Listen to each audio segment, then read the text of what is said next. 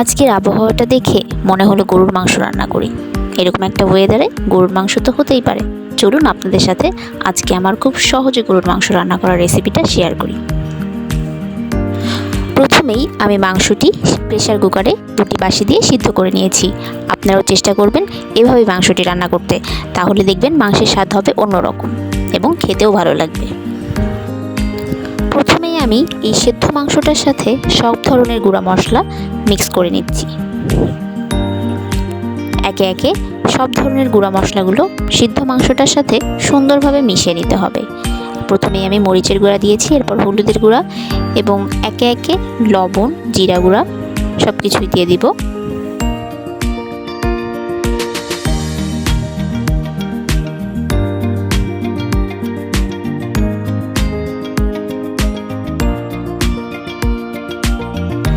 গরুর মাংস রান্নার ক্ষেত্রে আমি যেটা করি, আমি সয়াবিন তেল এবং সরিষার তেল দুটো মিক্স করেই রান্না করি।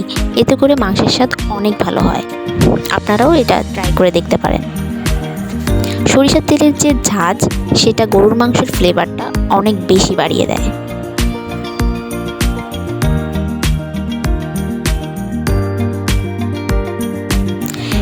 সব মশলা এবং তেল যখন মিক্স করা হয়ে যাবে, তখন এটাকে আমি সুন্দর করে একটি খুন্তির সাহায্যে নেড়ে চেড়ে নিব, যাতে এগুলো সুন্দরভাবে মিশে যায়। গুঁড়া মশলাগুলো ভালোভাবে মিশে যাওয়ার পর এতে আমরা ব্যবহার করব কাঁচা মশলা। প্রথমে আমরা দিয়ে দেব পেঁয়াজ কুচি। এখানে আমি 4-5টা পেঁয়াজ দিয়েছি। আপনারা যদি চান এর থেকে বেশিও দিতে পারেন, কারণ পেঁয়াজে গরুর মাংসের স্বাদটা অনেক ভালো হয়। এরপর আমি দালচিনি, এলাচ এবং আদা বাটা, রসুন বাটা দিয়ে দিলাম। কাঁচা মশলাগুলো দিয়ে খুব সুন্দরভাবে আবার মাংসটি নেড়ে চেড়ে নিতে হবে।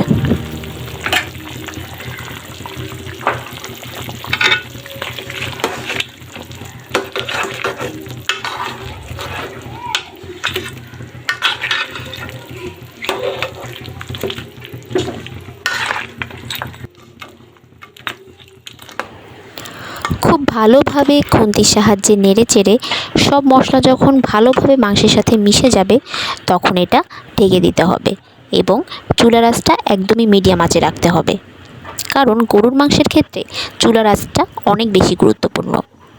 প্রথম পর্যায়ে মাংসটা সেদ্ধ হতে দিতে হবে, কারণ মাংসটা যত সেদ্ধ হবে গরুর মাংস খেতে ততই মজা হবে।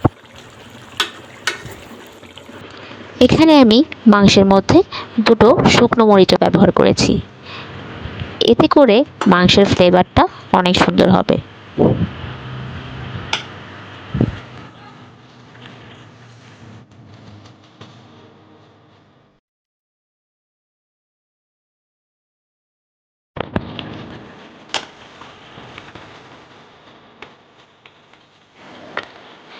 এরপর আবারও মাংসটা কিছুক্ষণের জন্য ঢেকে দিতে হবে।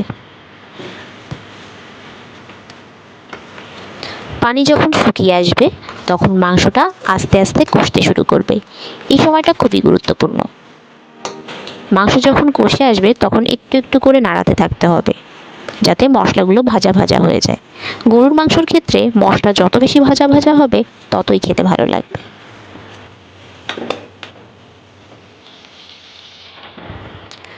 মাংসটা যখন প্রায় কষে এসেছে, তখন এর মধ্যে আমি 5-6টি কাঁচামরিচ দিয়ে দিয়েছি, কারণ কাঁচামরিচে একটি অন্যরকম স্বাদ নিয়ে আসে। অবশ্যই এটা আপনারা স্কিপ করবেন না, কারণ কাঁচামরিচে গরুর মাংসের স্বাদটা অনেক বাড়িয়ে দেয়।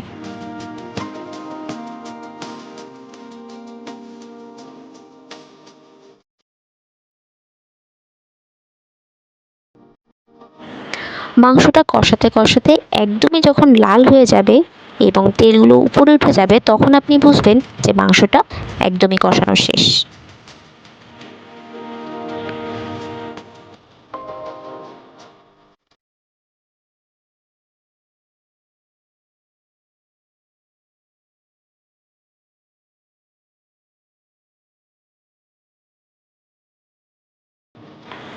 ঠিক এই পর্যায়ে এসে আপনি মাংসে পরিমাণ মতো পানি দিয়ে দেবেন। অনেকেই দেখা যায় মাংসে ঝোল কম খায়, সেক্ষেত্রে আপনি পরিমাণটি সেভাবে নিজের মতো করে দিবেন।